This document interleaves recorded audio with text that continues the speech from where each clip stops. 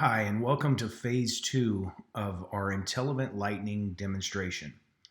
If you remember from phase one, we went through the job process and we booked an order. We sent out an IntelliSign so we could get a e-signature, and we got all that. And now we're going to pass it along to operations and take over from there. And today we're going to look at a little bit of labor, some check-in and check-out with barcode scanning and routing of your vehicles. So before we do that, while we're in the job here, on the right side, we have this details tab that we can see everything going on with this job. For example, we've got some purchase orders or a purchase order. We've got a route already assigned for this job, and the driver is going to be Lauren. And we can see other things like rental agreements and certificates of insurance. We can see some checkout counts, so it looks like some of the checkout has taken place. And we can see where we're at with booking of labor and confirmation of labor with full-time, part-time, and freelance of labor. The reason we like to show this details side of the job is because your operations team can do their job essentially, and the sales team or PM doesn't even have to go into logistics or other areas of the system to see where they're at with their job. Now, right when we log into this job or jump in here, you can also see up top, we've got a pack status. In this case, it's partially packed, and there's a number of different statuses that this goes through, as we're looking at this particular job. Last thing in here, we also have our logistics tab, so we can see any logistics plans related to this job. So in this case, we've got an outgoing and an incoming, meaning the inventory is going to check out and then it's going to check back in. We could have multiple plans. We could have multiple warehouses. You could have something shipping from your second warehouse to the job location. Or an incoming transfer that's coming to this location related to this job. All of that can be seen in here as well. Now, likely your operations team is going to come back up to the hamburger bar, if you remember, and they're going to look at my operations tab here where they can get into a number of different areas. The first thing we're going to do is take a look at labor. We've got our global labor scheduler. And if you remember from the job, we came in, and I'm just going to pull up a little bit of data here so we can kind of see what it looks like when we have a busy week going on. And if you remember from our job here, we have our test demo phase one, and we put in a couple things from the job. Now, if you remember, all of this is hyperlinked. So we can go back and forth from the job, and I can see what's going on here, take a look at products, and quickly bounce back to my other tab. I could slide that off onto another screen if you're a labor coordinator and you've got a lot of stuff going on. You can really dive into those, and I'm going to show you some calendars that you can utilize for this as well. From here, all I'm doing is simply double-clicking on the TBD and choosing the labor resource I want. So I can search for everything. I can look by people's work status. I can look by their document type, and you can store any document type on file for that labor resource as well. Again, that's full-time, part-time, freelance, seasonal, or it could simply be just a labor vendor. Now, what it's searching for in here is who's available based on that date and time, and who can be whatever that labor talent is. In this case, I think it was a fire dancer, our all-important fire dancers. So in this case, the Andrew here is in gray because he's already booked. We do give you the ability to double book labor if you want. We just give you the indication. Now, the reason we do that is you might have a job at the same venue that you can overlap, and as the labor coordinator, you kind of just coordinate that and make it happen. But if we don't want to overlap, we can just select them, and now they're in. Again, just like in the job, they're going to come in as tentative. If it's somebody internal, I can confirm them manually, or at any time I can come in and select multiple of these. Or one, I could select all of them, and I can send a confirmation email. That confirmation email, when sent, is going to send to this person with a simple message of where the job's taking place with a link to a Google map. It's going to give them information on the job, who the customer is. It's going to tell them, what their role is, what times they need to be there, the show call, all of that fun stuff. Right from that email, they can either confirm or decline that labor request.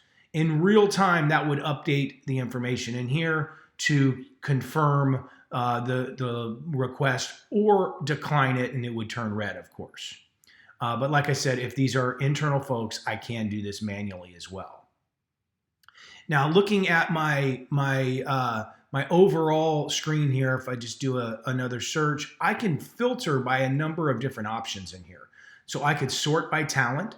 So maybe I just want to see all my A1s I need to book and my A2s or whatever it is I need to book. I can kind of break them down that way as well to see what's going on.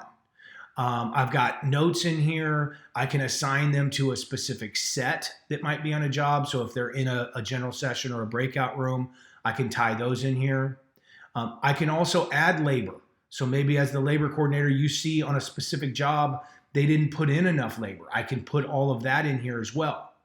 When I'm putting in labor, I can put it in what we call pull sheet only. And that's this little P here. Essentially what that means is that the client is not getting billed for that labor and they're not going to see it. So potentially if you're bringing in extra labor, you don't want to affect billing, you can mark them as pull sheet only. It will track the internal cost associated to this labor so that, of course, from a job costing standpoint, you'll be able to see all of that. I could filter by, TBD, tentatives, so I can break them down that way.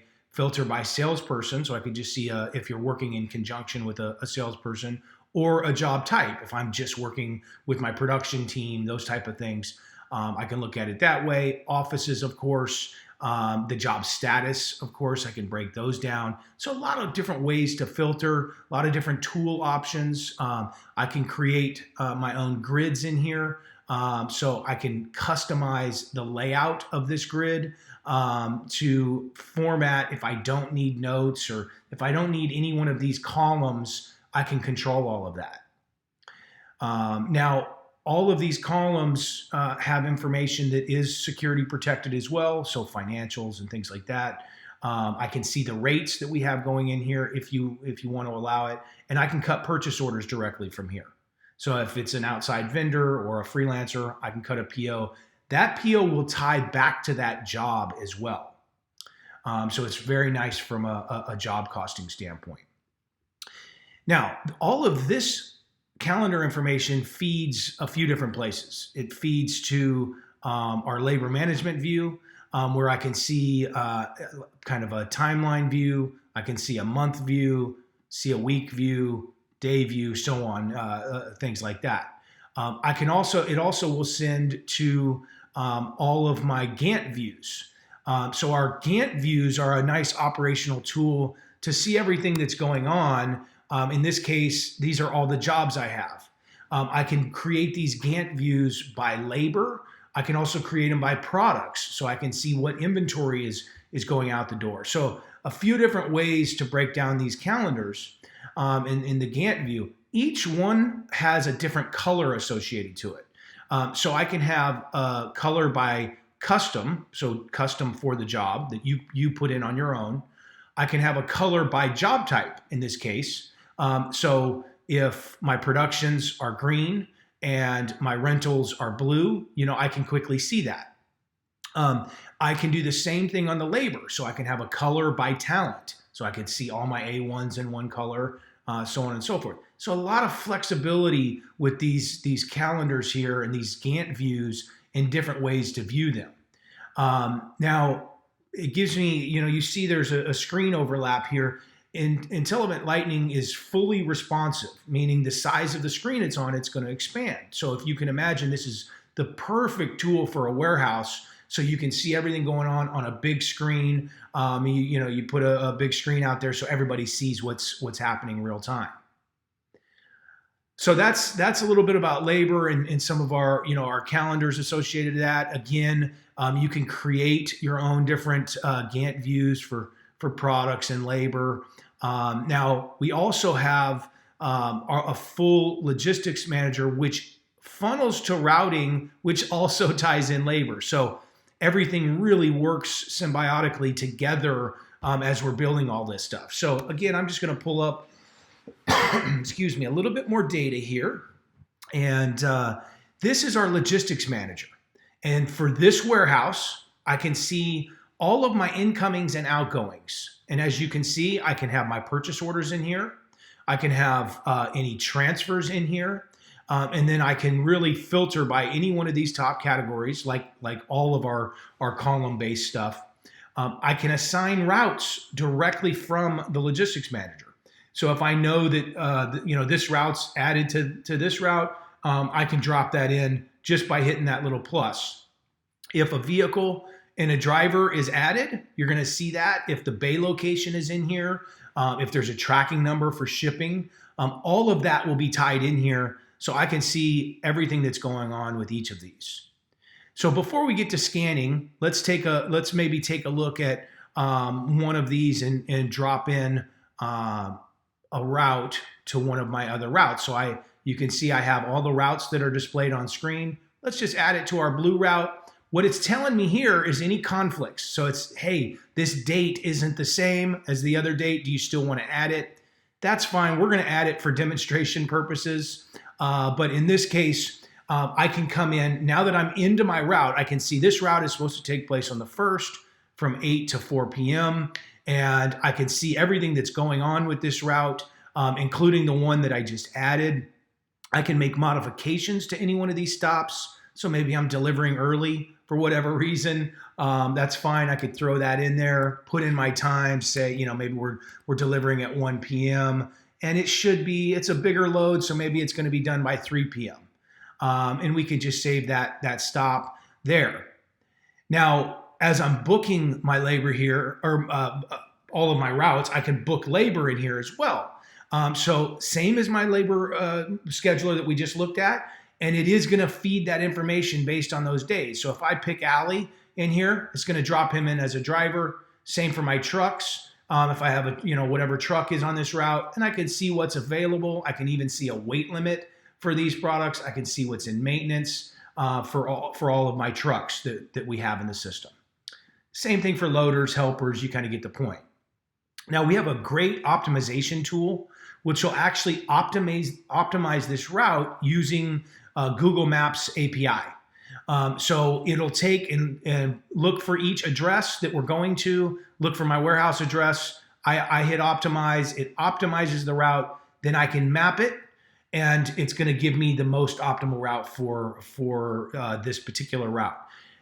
The way it does it is it searches for location and finds the quickest route, of course, based on the maps. There are a couple alternate options for that optimization tool. If you're in the city, if you're in like Manhattan, for example, and you want, no trucks, it'll do the search according to the appropriate way, that you've plugged it in. So, and that's just a setting that's in the system. Now, all of these routes now can be sent to my route coordinator. So if I look in my routing now, I can come in and do some route tracking. So if I have a dispatch center or something like that, and I want to see each day what's going on, I can see all my stops. We've got 2 routes going out this day. I can see exactly where they're at any given time. Now, quickly going back to where we were, while I'm in here, you can see I've got delayed, completed. As these things are taking place, your driver or your team can come into their mobile device, because remember, we're cloud-based, so they can grab their iPhone and they can come in and say, where are we at? Yep, we've completed this route as well. We saved that, and we're on to the next one. We're en route to the next stop, whatever it might be. We're waiting, we're delayed. You can kind of play with those terms to make them fit you guys' procedure.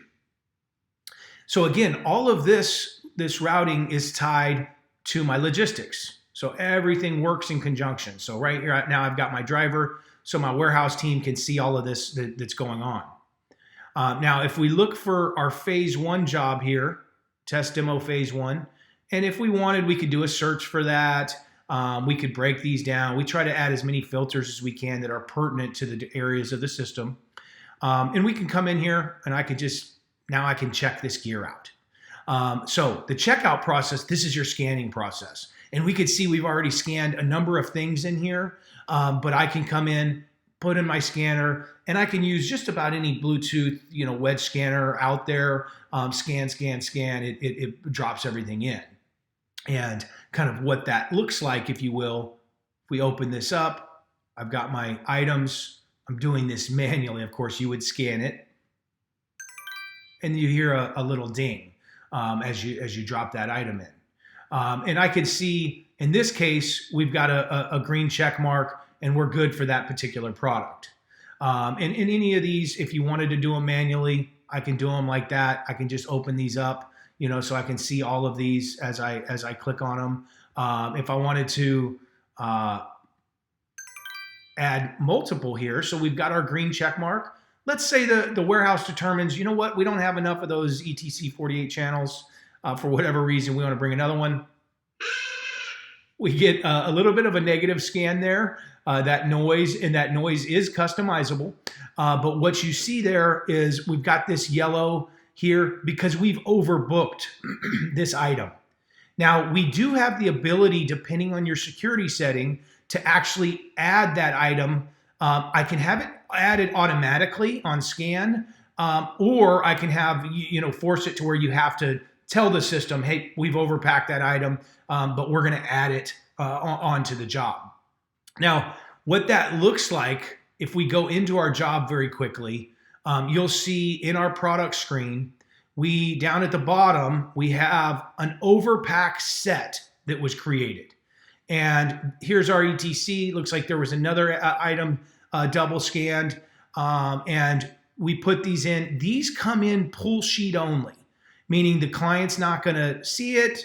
They're not going to get charged for it unless I want to charge for it. If I want to charge for it, I can move it, drag and drop it into another set, uncheck the pull sheet only, and it'll simply add. So let's say I wanted to do that and they meant to charge for it. I can drag it into the day 2 set where it's going to be, uncheck it, and it defaults my standard price in here. If I wanted to change that, again, I can.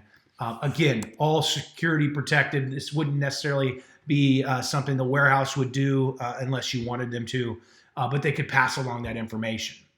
They could send a task to the salesperson and so on. Now, if I wanted to go back to there, and I'm kind of doing this intentionally, I can go right into my checkout here.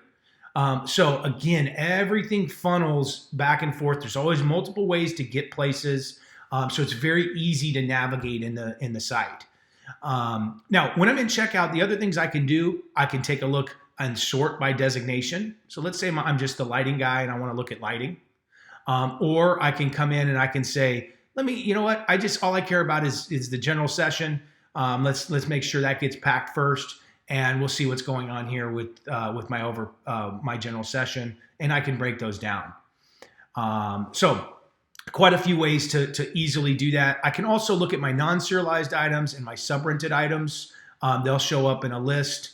If I wanted to bring all of these items in, I can hit this little check mark and make sure that the quantities are accurate and bring them in. Or I can do more of a manual step where I want to force my team to count and say, okay, yep, we've got 2, we've got 1, and they come in, you know what, we don't have any of these, when we did our count.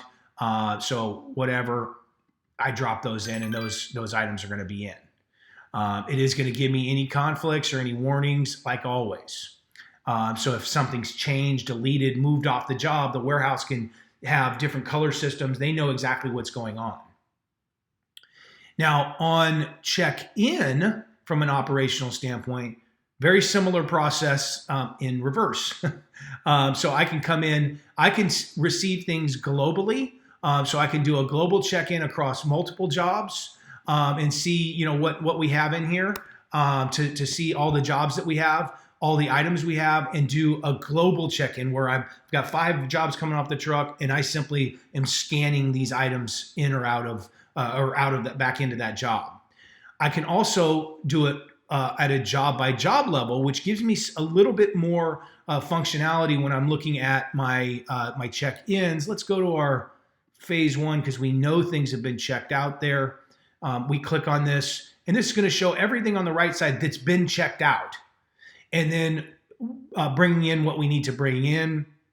We do have RFID tools. You can use your basic scanner like usual.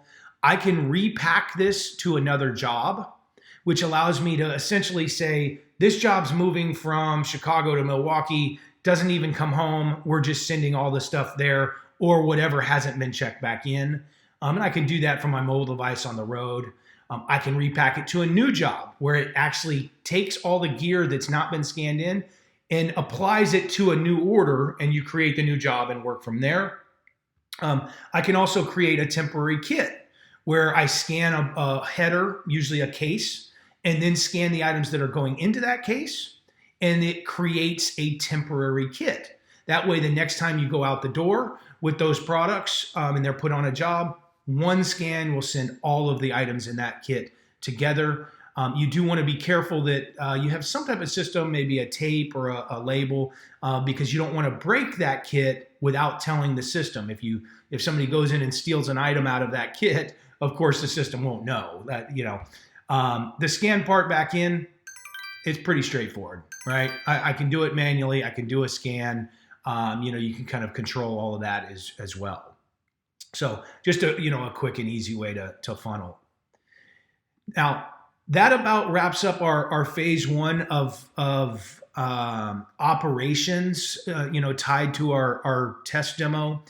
There are a lot more things, in the operations tab. I'm trying to give a good overview, which is what we like to do. But I do urge you to talk to your IntelliEvent team member or reach out to us so that we can do a more thorough demonstration if needed, or just answer questions and make sure we're here to help you in any way we can.